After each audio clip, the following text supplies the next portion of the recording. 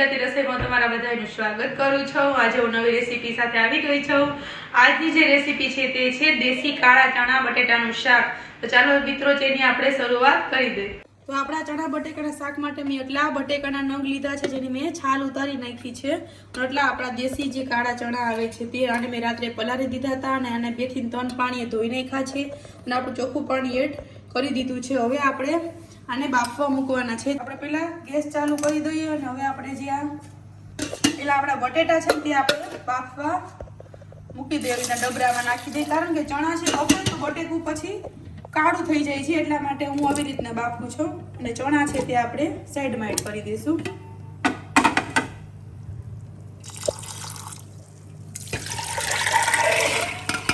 તો આવી રીતના આપણે ચણા છે અને બટેટા આવી રીતના આપણે બાફવા મૂકી દઈએ અને આપણે આમાં મીઠું એડ કરી દઈએ, જે આપણે ચણામાં સરસ ભળી જાય ને થોડુંક આપણે બટેટામાં હળદર ઉમેરી દઈએ। હવે આપણે આને હલાવી લઈએ। હવે આપણે આમાં 4 સીટી વગાડલી ડબરામાં આપણે ઢાંકણું બંધ કરી દેવાનું, જેથી બટેકા અંદર બફાઈ જશે અને ચણા આયા કુકરમાં બફાઈ જશે। હવે આપણે આને 4 સીટી વગાડી લઈએ। તો આપણી આમાં 4 સીટી થઈ ગઈ છે। હવે આપણે જોઈ લઈએ આપણા બટેટા અને ચણા છે તે બફાઈ ગયા છે।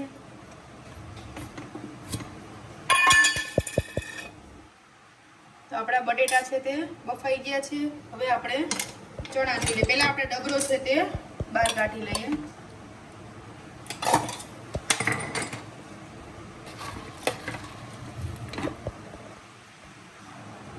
ચણા પણ સરસ બફાઈ ગયા છે। હવે આપણે વરાળ ઉડવા દે પછી આપણે આને તો આપણે આ ચણા અને બટેટામાં ઝારામાં એડ કરી દીધા છે અને આપણું આ પાણી છે તે કાઢી નાખ્યું છે અને હવે ઠંડા પણ થઈ ગયા છે। તો તમે જોઈ શકો ચણાનું પાણી એકદમ કાળું થઈ જાય, એટલા માટે મેં બટેટા અને ચણા બે અલગ અલગ જ બાફ્યા છે, જેથી આ બટેટા છે તે સરસ એવા ને એવા રહે। હવે આપણે બટેકાને નાના કટકા કરી લઈને ઠંડુ પાણી થોડુંક ઉપરથી એડ કરી દઈએ કે જેથી વહેલા ઠંડા થઈ જાય। બીજા આપણે ચણા બટેટામાં બધા મસાલા આપણા તૈયાર છે। નિમક, ધાણા ભાજી, ચટણી, હળદર, લીલું મરચું, મોરું છે, લસણવાળી ચટણી, આંબલી, ટમેટું, જીરું, ધાણા જીરું, ગરમ મસાલો અને હિંગ। તો પહેલા આપણે આ બટેકા છે તેને સુધારી લઈએ। તો આપણે આવી રીતના બટેકાના નાના નાના ટુકડા કરી લઈએ। આવી રીતના આપણે બધા બટેટાને સુધારી લઈએ। તો આપણા હવે બધા બટેકા સરસ કમ્પ્લીટ થઈ ગયા છે। વઘાર માટે આપણે તેલ મૂકી દઈએ।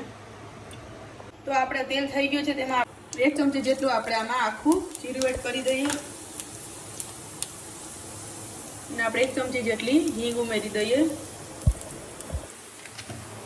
જે આપણું મરચું છે તે આમ એડ કરી દઈએ। આપણા ટમેટા છે તે લસણવાળી ચટણી। હવે આપણે આને હલાવી લઈએ। તો આપણે આનો વઘાર એકદમ સરસ થઈ ગયો છે। હવે આપણે આમાં ચણા છે તે એડ કરી દઈશું। હવે આપણે બીજા બધા મસાલા છે તે એડ કરીશું। હવે આપણે આમાં બધા મસાલા છે તે એડ કરી દઈએ। 3 ચમચી જેટલી આપણે આ ચટણી ઉમેરીશું। 1 ચમચી જેટલી આપણે હળદર, 1 ચમચી જેટલી આપણે ધાણા જીરું, સ્વાદ અનુસાર આપણે આમાં નિમક એડ કરીશું અને આપણે આંબલીનું પાણી છે તે આમ એડ કરી દઈએ। તમે લીંબુ પણ નાખી શકો, તો અમે આ કઠોળના શાકમાં વધારે આંબલીનો ઉપયોગ કરીએ છીએ।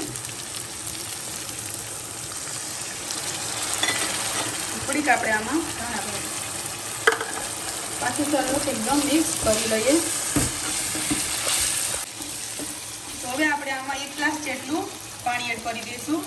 આપણે અત્યારે આ શાક રસાવાળું કરીએ છીએ, તો કોરા મોરા ચણા ખાતા હોય તો આપણે એમાં પાણી એડ ના કરીએ એટલે સરસ બની જાય।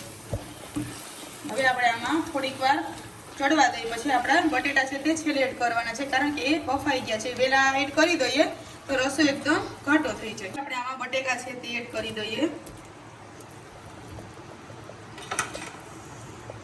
એકદમ સરખું મિક્સ કરી દઈએ શાકને। આપણું ચણા બટેકાનું શાક હવે તૈયાર થવા આવી ગયું છે। હવે આને હજી 1-2 મિનિટ સુધી પહેલા સરસ ચડવા દઈએ, જેથી બધા મસાલા અને એડ થઈ જાય બટેટામાં અને ગ્રેવી છે તે આપણો રસો. ચણા બટેકાનું રસાવાળું શાક છે તૈયાર થઈ ગયું છે. તેમાં આપણે ઉપરથી 1 ચમચી જેટલો ગરમ મસાલો છે તે એડ કરી દઈશું અને આપણી ધાણા ભાજી. હવે આપણે આ શાકને છે તે બાઉલમાં લઈ લઈએ.